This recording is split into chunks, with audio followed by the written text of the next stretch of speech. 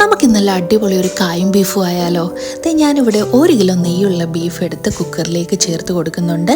ഇനി ആവശ്യത്തിന് ഉപ്പിട്ട് 1/4 ടീസ്പൂൺ മഞ്ഞൾപ്പൊടി, 1/2 ടീസ്പൂൺ പെരിഞ്ചീരകം, കുറച്ച് കറുവപ്പട്ട, 1 ബേ ലീഫ്, 1-2 ഗ്രാമ്പു എന്നിവയിട്ട് കുക്കർ അടച്ച് വെച്ച് നന്നായിട്ട് ബീഫ് വേവിച്ചെടുക്കുക.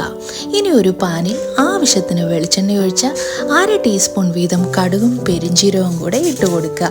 ഇത് രണ്ടും ഒന്ന് പൊട്ടി വരുമ്പോൾ 1/2 മുറി സവോള അരിഞ്ഞത്, 2-3 പച്ചമുളക്, ചെറിയ കഷ്ണം ഇഞ്ചി അരിഞ്ഞതും കുറച്ച് വെളുത്തുള്ളിയും കൂടെ ചേർത്ത് നന്നായിട്ട് ഇളക്കിയെടുക്കുക. ഒരു ഗോൾഡൻ ബ്രൗൺ ആകുന്നവരെയും ഇതൊന്ന് വഴറ്റിയെടുക്കണേ. ഇനി നമുക്ക് ഒരു പാത്രത്തിലേക്ക് 1/2 tablespoon meat masala, 1/2 tablespoon മുളക് പൊടി, 1/2 ടേബിൾ സ്പൂൺ മല്ലിപ്പൊടി എന്നിവ കൂടെ എടുത്തിട്ട് ഈ വഴറ്റിയിരിക്കുന്ന സവാളയിലേക്ക് നമുക്ക് ചേർത്ത് കൊടുക്കാം. ഒരു കാര്യം ശ്രദ്ധിക്കണം, തീ എപ്പോഴും മീഡിയം ഫ്ലെയിമിലേ ആകാവുള്ളേ. ഇതൊന്ന് നന്നായിട്ടൊന്ന് മൂത്ത് വരുമ്പോൾ ആ ബീഫിലെ വെന്ത വെള്ളത്തിൽ 1-2 സ്പൂൺ വെള്ളം കൂടി ഒഴിച്ചു കൊടുത്ത് എണ്ണ തെളിയുന്നവരെ ഇതൊന്ന് വഴറ്റിയെടുക്കുന്നുണ്ട്.